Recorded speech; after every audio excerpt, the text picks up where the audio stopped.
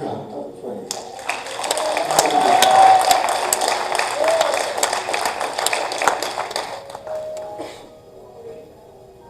Reverend Ashley, you don't know it, but you're about to step into a dimension you've never seen before.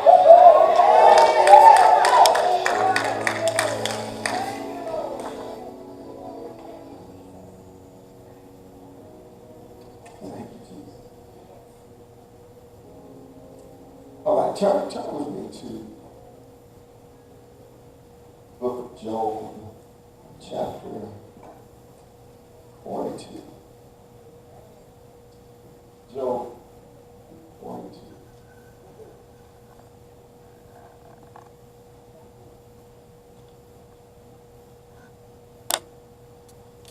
Are you ready for a word from God today? I said, are you ready for a word from the Lord today?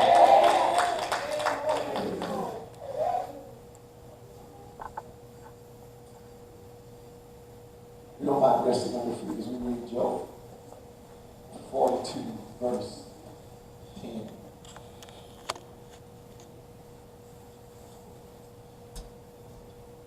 And the Lord turned the captivity of Job when he prayed for his friends.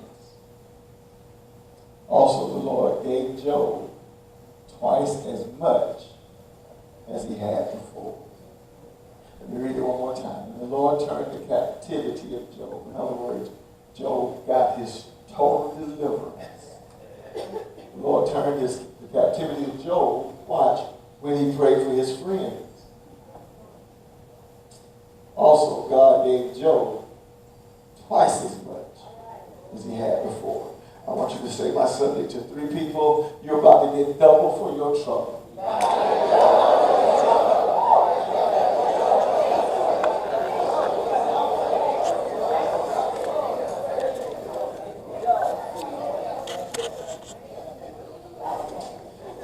Double for your trouble. Anybody can use a double blessing from God. Come on, if you want that, you better give God a praise on it right there. Double. Somebody shout double!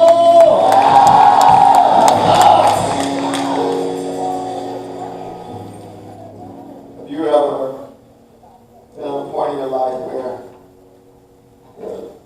life may have hit you so hard, even though you were saved, sanctified, filled with the Holy Ghost, and you love God, and you know God loves you? Have you ever been hit by a situation that caused you to ask, where is God?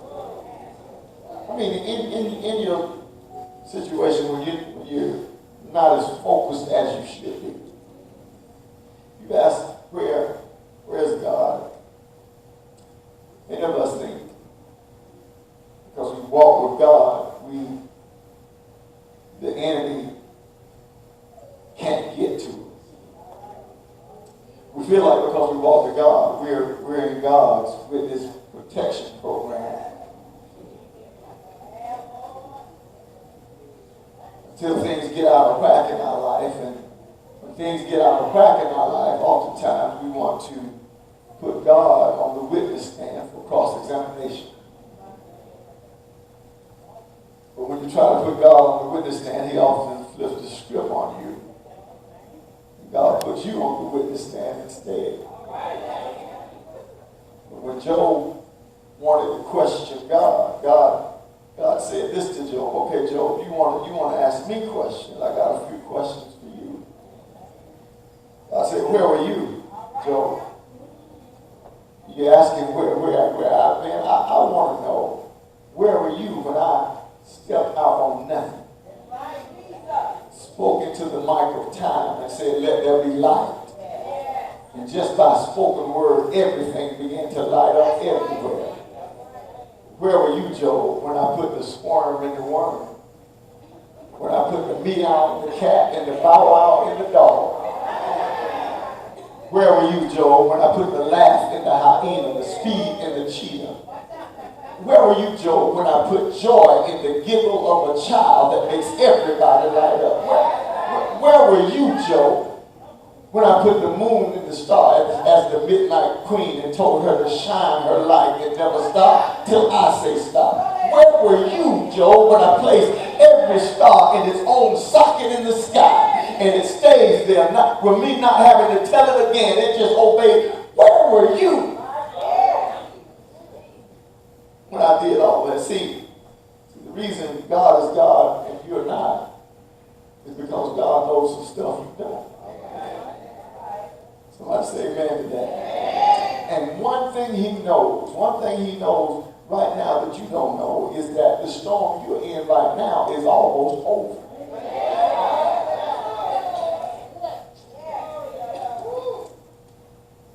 Our problem is sometimes we get close to our breakthrough, and when we're close to our breakthrough, we may not realize we're close. And sometimes when we're close to our breakthrough, we start messing up. We start letting go. When you're close, you've held on all this time, and now that you're close, you want to quit. Just let somebody tell you, you got to hold on a little while longer.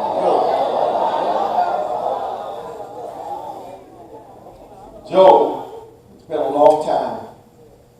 Job's been going through what he's going through a long time. And the book of Job is not a book about blessings. It's not book about blessings at all. It is a book about purpose. It's a book about purpose because God has purpose behind every moment of pain you may be experiencing in your life. I said he has purpose behind every moment of pain he allows you to go through in your life. I want you to shake your neighbor's hand like you're going to shake it off and say, neighbor, there's purpose behind your pain. So the question we're forced to face in the book of Job is, why do good people suffer? You ever wonder why do good folks suffer? Somebody's thinking, I'm not as bad as other folk I know. Why am I suffering more than folk that's doing worse stuff than I'm doing? Just when I start getting my life together, sometimes it seems like things began to fall apart. And on top of that, Job's friend tells him the reason why you're going through so much right now, Job, is because you must have some secret sin in your life. Lord have mercy. Because nobody can say they serve God and suffer like you're suffering. Because oftentimes, people in your life, when you're in your season of suffering, try to trace your trouble. Try to come up with reasons why you're going through what you're going through. So they began to question Job. Job, what have you done? Yeah, you've been shouting in church all this time, but all the while, something's going on in your life, Job. Because nobody can be that holy to catch that much hate. I wish I had a witness in the house today. So Job, God must be disciplining you about something you've done wrong. But this is not about discipline. It's not about destruction. It's not even about direction. This is about development and demonstration. Lord have mercy. Because God says, while I am making you, while I am developing you, I'm also proving to you that I can hold you in a storm. So I want to talk to three groups of people. I won't be long. I want to talk to three groups of people here tonight. First group I want to talk to is those who have lost some stuff. Anybody lost some stuff? I want to talk to that group. And secondly, I want to talk to a group of people of people who want what you lost back. You want it back. So I say, I want it back. I want it back. And the third group I want to talk to is those people who know that the devil, when he gives it back, he got to give it back with interest, and it's going to be better than it was when you lost it. Tell somebody when you get it back, it's going to be better. It's going to. Job is doing what's right, but he's experiencing what's wrong. Sometimes people, we think that we should receive a reward from God for our good behavior. I've been living right. So I ought to be something good coming to me. Every time we do good, we feel like we've earned something with God. You know, my children at the house feel like if they make an A, I ought to give them something. No, the A is your reward. You work hard, you're rewarded with an A.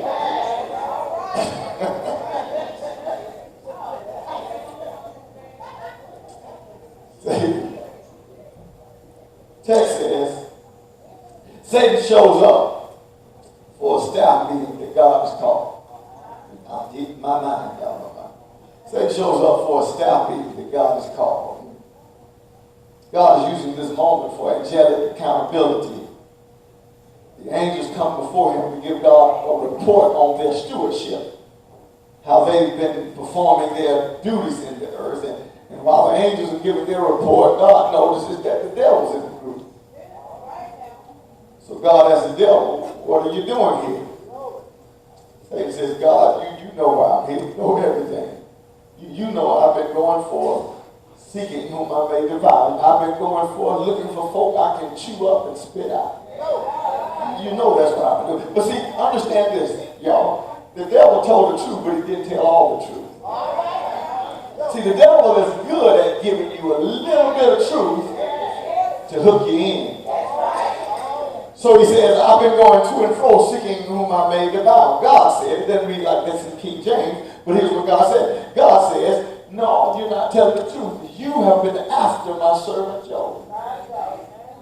You've been after my servant Job, and he's number one on your hit list. So Satan says, okay, God, as a matter of fact, you're right. I have been after him, but you know why I can't get to him. I can't get to him because every time I go after him, I run into you. See, I told y'all, saved folk don't know when to shout.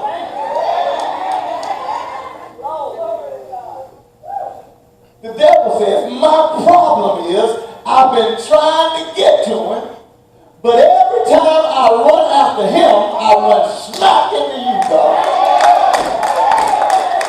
Lord have mercy, y'all miss your chance to get happy. You miss your chance to get shot, because you got to know that every time the devil comes after you, guess who he runs into? Lord have mercy. You got to know the reason why you made the church is because if the devil had his way, you wouldn't have got here. But when he showed up to stop you, guess who made it at your door?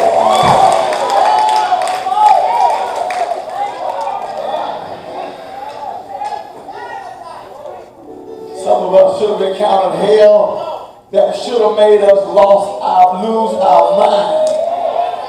But God built a hedge around us. God had us fenced in on every side where the enemy couldn't get to us. You know what? I'm just going to wait for somebody to shout like that.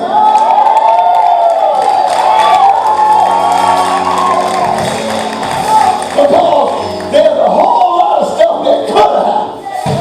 A whole lot of stuff that should have happened. There's a whole lot of stuff that would have happened if God didn't have me head in on every stuff. Either the devil would have got in or I would have stuck out.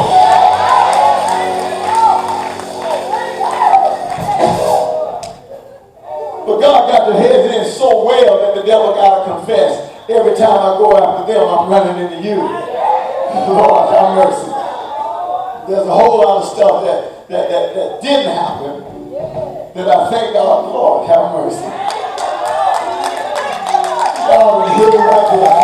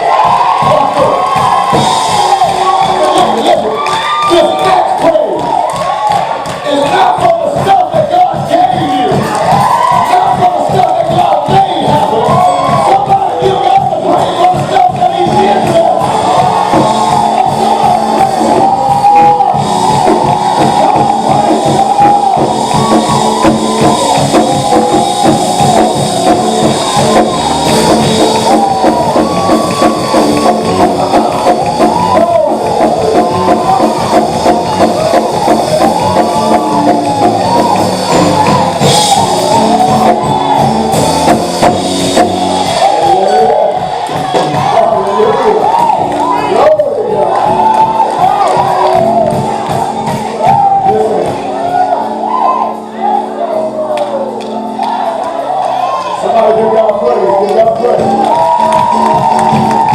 Y'all heard me get it out once so long.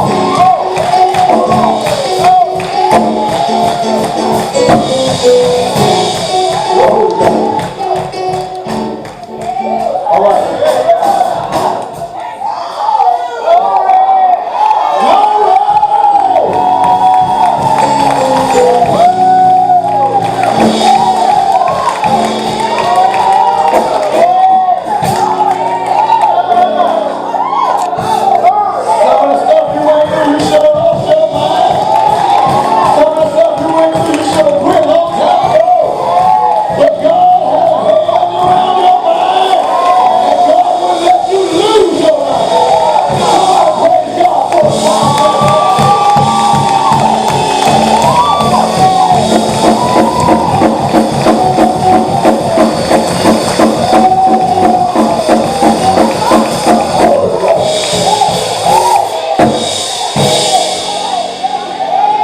Glory to God.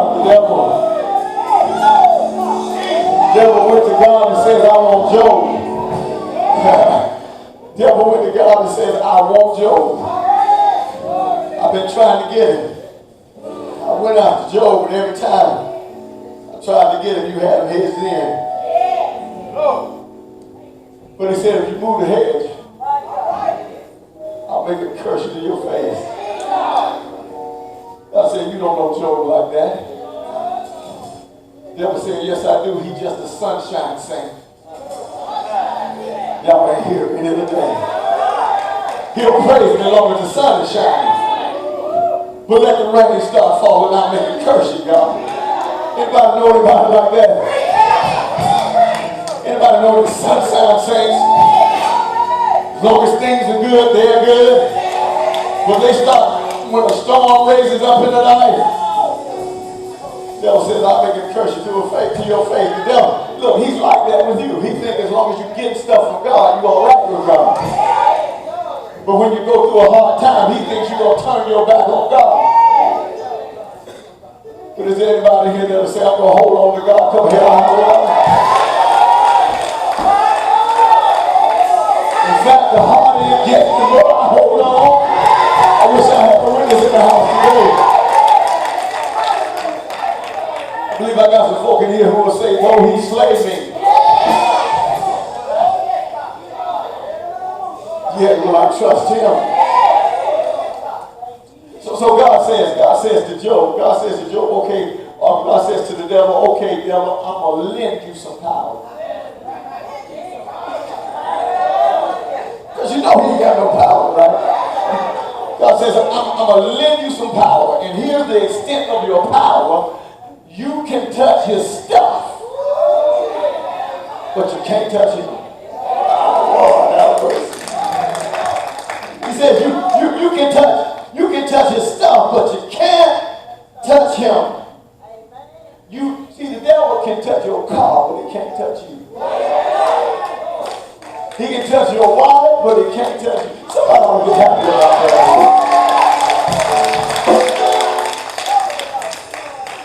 And the reason why he can't touch you is because God put a little footnote in the contract. Don't you lift a finger to touch my own. That's what God put. Don't you touch so. Aren't you glad the devil can't touch you?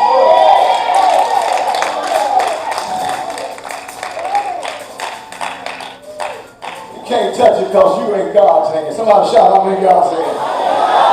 Come on, say it, I'm in God's hand. So the devil took some of his stuff, but he couldn't touch Job. And I'm so glad he can't touch me. You know what? I'm so glad that the devil can't touch me that sometimes I feel like glowing a little bit. Right? You know how a child has been in a fight, but they'd have made it to their front porch.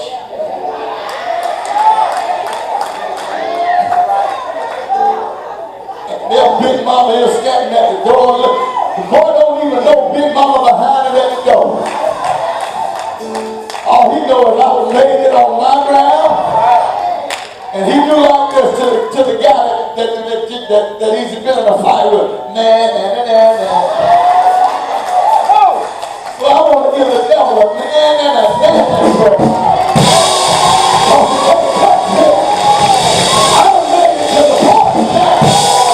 I done made it to my front part.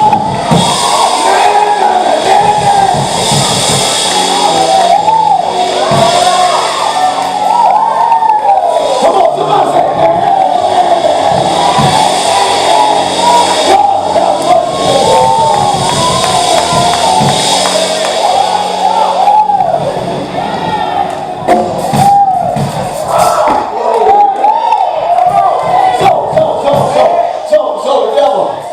so the devil started messing with his stuff.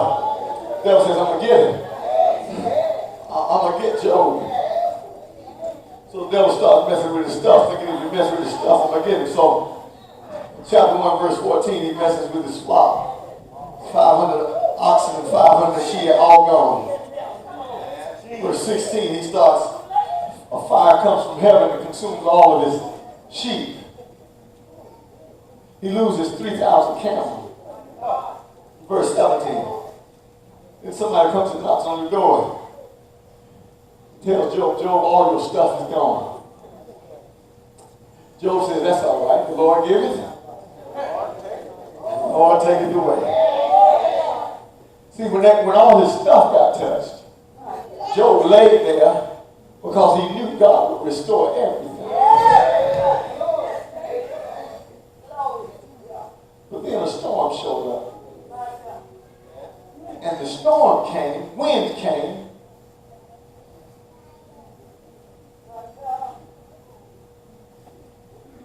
Job was a righteous man, y'all. His children were somewhere partying. They were shaking their groove thing.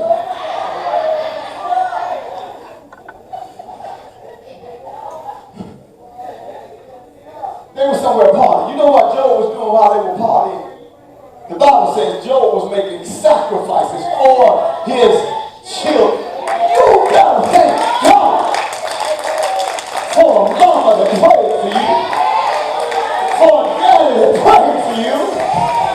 Job is making sacrifices, saying, God, I know they're out there doing any and everything, but God, please keep them covered. God, please protect my children. God, please hold my children in your hand. My God, I'm so glad my mama prayed for me.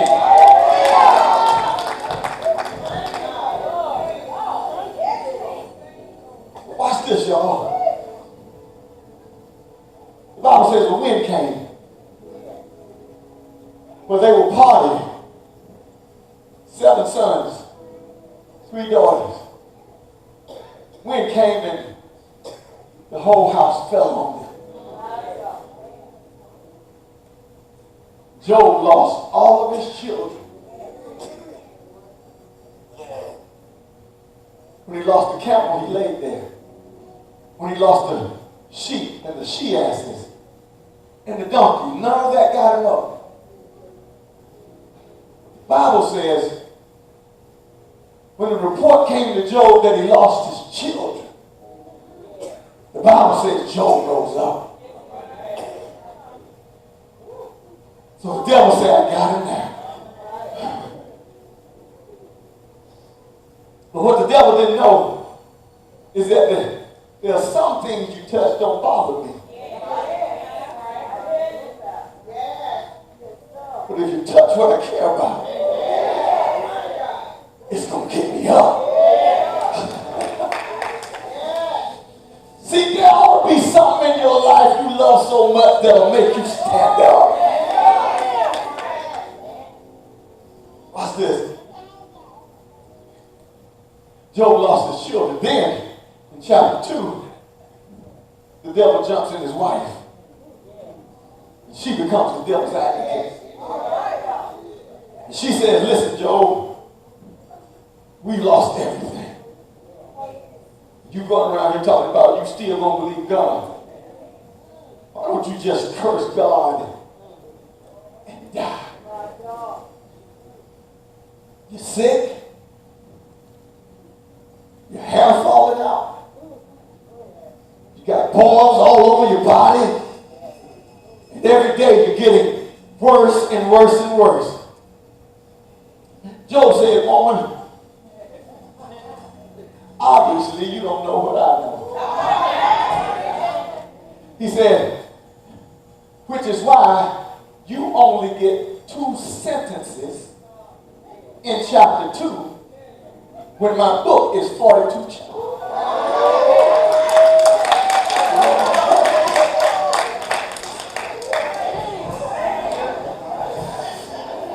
Because after chapter 2, you don't hear nothing else from his wife. Because Job got 40 more chapters to go. And for the next 40 chapters, I don't need nobody telling me, curse God and die. Y'all can hear me here. What I'm trying to tell you is maybe your problem is you are taking people along in your life that are only supposed to have 2 sentences in your life. And you'll give them a whole chapter.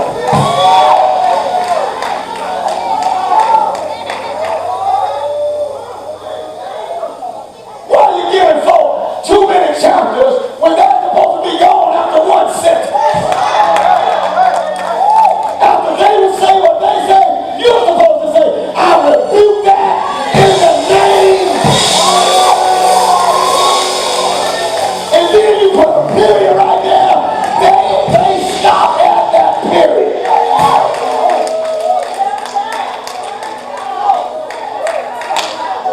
Somebody holler in here today. Holler, holler.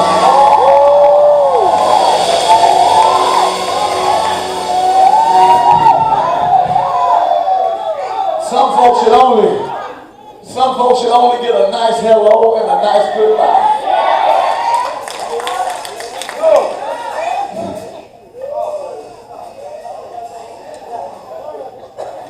There's some of us in here who lost some stuff. Can I get with you? Somebody's lost. But how many of you want back what you lost? I want to show you how to get it. I'll be through. I'll show you how to get it. Those that hurt you the most. I'm trying to tell you how to get back what you lost. Y'all ain't gonna like this though. Those that hurt you the most. Those that dislike you the most. Those that beat you down the most. You gotta look at ways you can help them get what they need from God.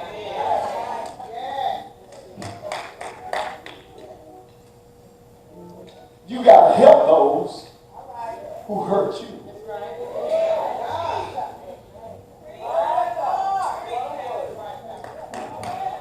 See, because the natural way of thinking is, you hurt me, I'm going to hurt you. You cuss me, I'm going to cuss you.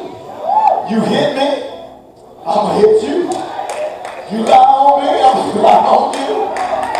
You backbite me, I'm going to backbite you. But no, not if you have a connection with God.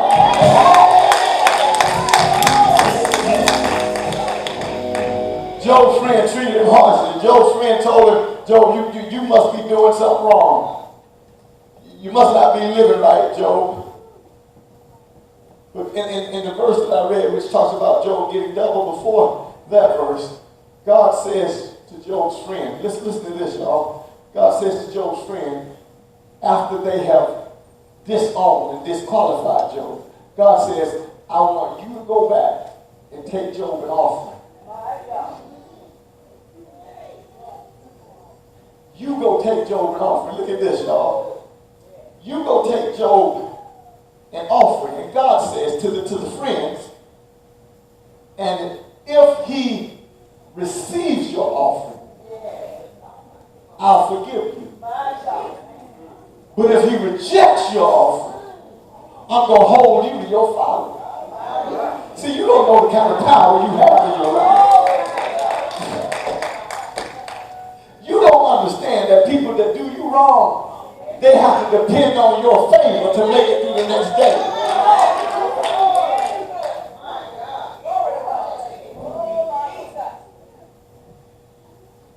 So the Bible says, Job prayed for them. That word pray means he interceded.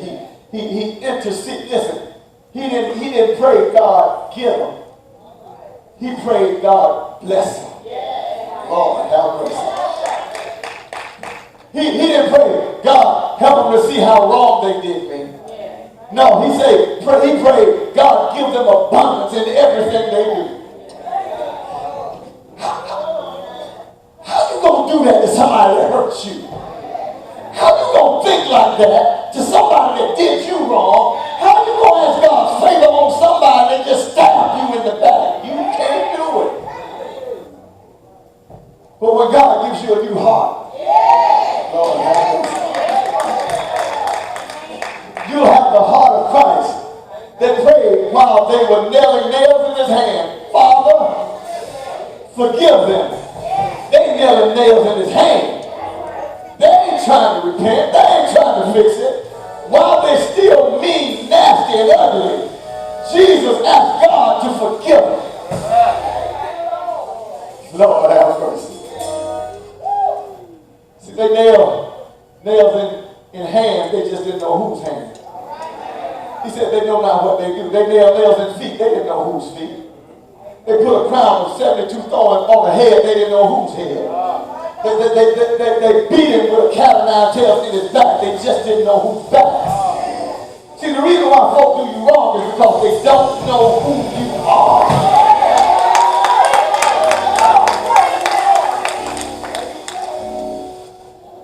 No, Pastor. No, they do me wrong. I got to get back. They do me wrong. I just can't let nobody walk over me. Well, if you got the heart of God, your first priority is their soul, not your feeling better. Right now. And then God will turn around and make folk who curse you usher you into your promise. Somebody's holding on to some stuff. Somebody's holding on to some stuff in here today that God wants you to let go of. You wonder why your blood pressure up. You wonder why you're sick. It's because you're holding on to stuff that's causing the stress to make you sick. And get this, y'all. Here's what God says. God says, I want you to treat them the way I treat you.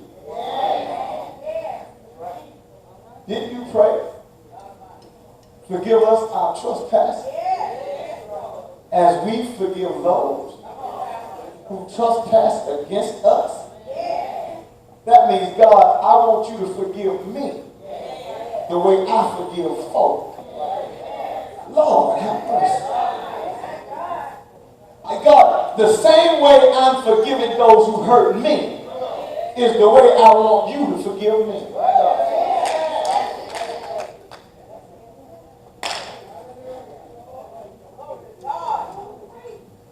Don't treat people the way they treat you. Treat people the way God treats you. Lord have mercy. We were in Bible study with Randy. We were in Bible study with Randy, Deacon Marty. We were in Bible study. We were in Bible study up there, and I said this, and folk wanted to throw rocks at me.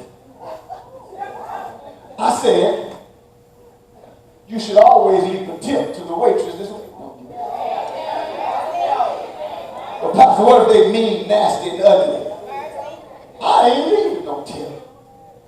God says, you treat them the way I treat you. Because the way you treat them will be the way I treat you. Well, for me, that's where it stops. I don't have to know anything beyond that, other than the fact the way I treat folk is the way God gonna treat me. So if somebody is doing wrong and not giving me the service that I deserve, whenever I'm not giving God the service he deserves, he ain't giving me no tip.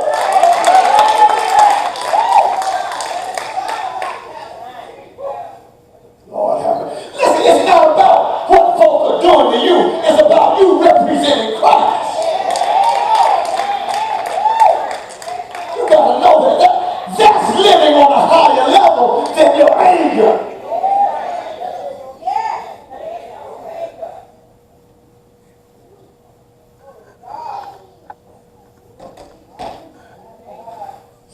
Lord, I repent, forgive me, say something.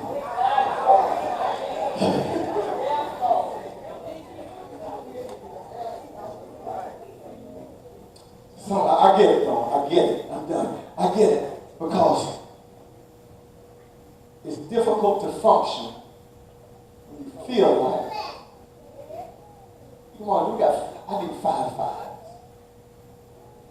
It's difficult. Anybody got 20? Anybody got 20? I need 20. I want to show you something. I saw a preacher do this. I want to do it. You got 20. Stay right there, sis. I'm going to give you change. I'm going to give you change. Give you change.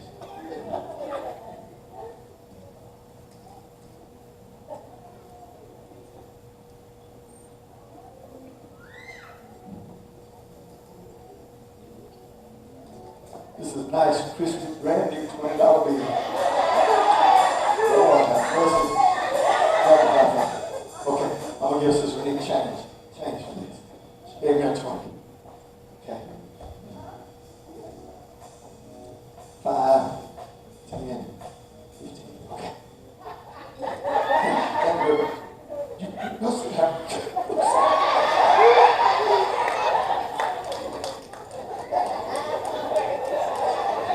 See, I gave you change. See, we tend to change the way we behave when we feel like we've been shortchanged. When we feel like we've given more in than what we're getting back, it changes our behavior. Y'all see how she didn't want to leave?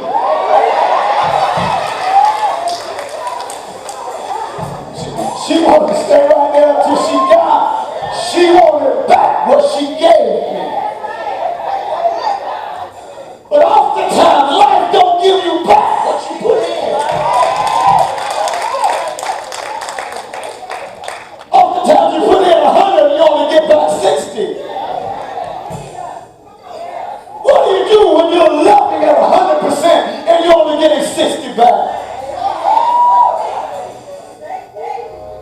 What do you do when you're loving on a high level, but you're receiving on a low level? Do you stop your love and come down?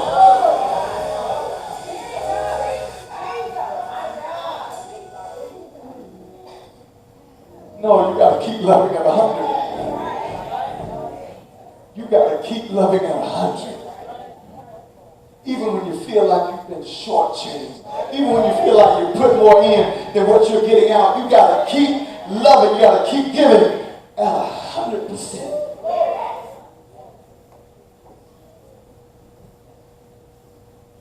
What do you do? What do you do when you're not getting back what you put in? How do you love? How do you love somebody that's lame? They can't keep up with you. You pray for strength to carry.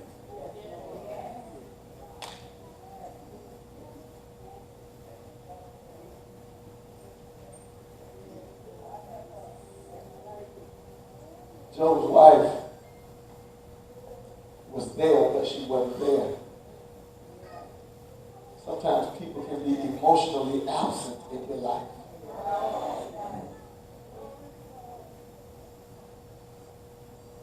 God says, He says, I'll never leave you. And I'll never forsake you. Leave and forsake both mean to be absent. So when you look at it, it's like He's almost saying, I'll never leave you and I'll never leave you. Till you understand that to forsake is not a physical thing. Forsaking is mental. Which means people don't have to leave in order to leave. They can emotionally abandon you. You can be sitting right here and not be here at all.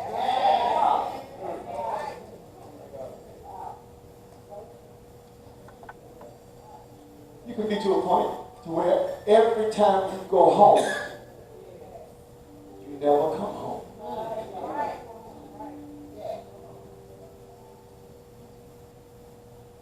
You can pray, Lord, I need for you to show up in my family. I need for you to show up in my home. I need you to show up in my situation. God's like, why should I show up? You ain't there.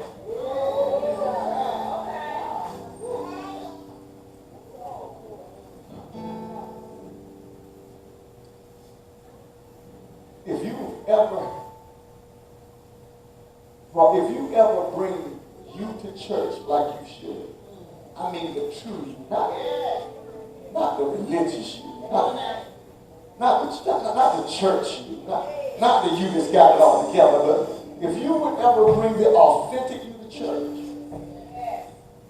you would never step into praise and worship without seeing folk in wheelchairs get up out of wheelchairs. But it didn't happen because church folk are so fake. Y'all didn't hear me today.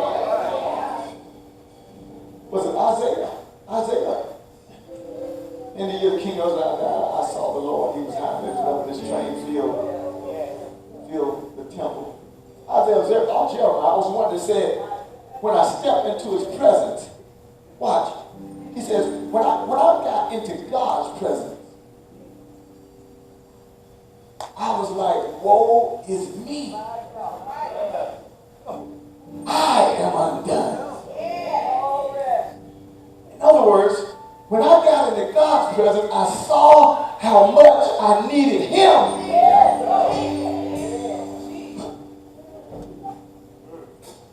And my need for him, my realization of my need for him changed me. Because I realized how empty I am. See, we want to come in here so full and so anointed and so walking in the power of God.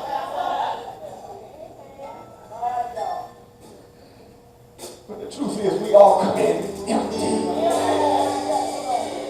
I got the empty folk in here. Empty. And God is too great for me to come in with my nose up in the air. I'm nothing when I come through these doors. And I come to give all of me to him. When you do that, church, when we do that, you're going to see God show up in here in awesome ways.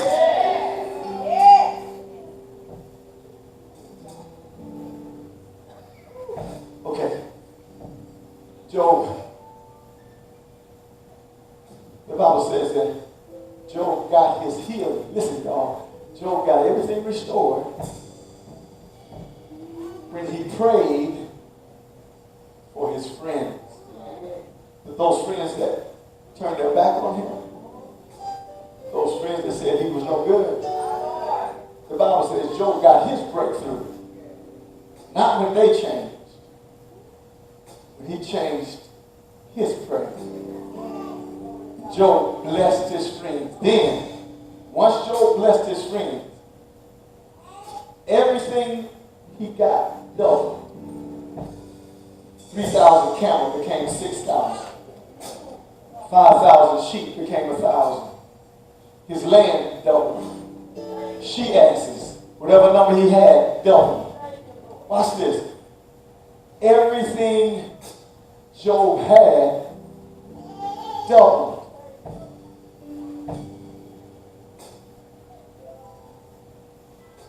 Except his children. He had 7 boys, 3 girls. So logic would dictate that he's going to have 14 new boys and 6 new girls. But that ain't what happened.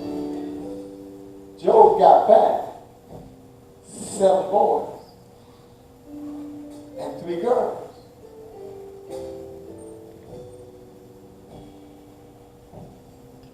What if I lose somebody that's dear to me and I get another one? Does that replace the one I lost? Because love never dies. So the fact that Job got back 7 boys and 7 girls, that in itself that replaced what he lost. Until you realize that he got back the 7 boys and the 7 girls. In other words, God, that which was dead, God brought it back to life.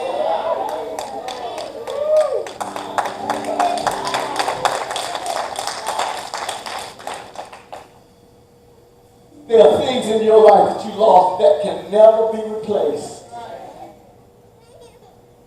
God told me to tell you that he's going to give it back to you. Not a new thing, but that which you lost. God's going to give you that thing back. Y'all got to hear me now. I'm trying to tell somebody something. The thing you've been praying for God to restore, the thing that you've been without so long you stopped praying about it. God says that's what you get back.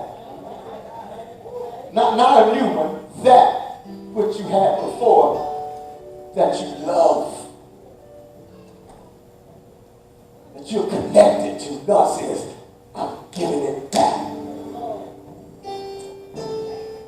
For somebody, it's a relationship. God says, I'm giving you back that relationship. I'm going to do whatever I have to do. Whether I gotta change him or change you, you're going to get it back. The thing that you care about the most, the thing that you lost, God's going to get it back to you. And you, raise your hand in the air. Keep it up. You are about to receive double for your trouble. Somebody shout, I receive it. I receive it.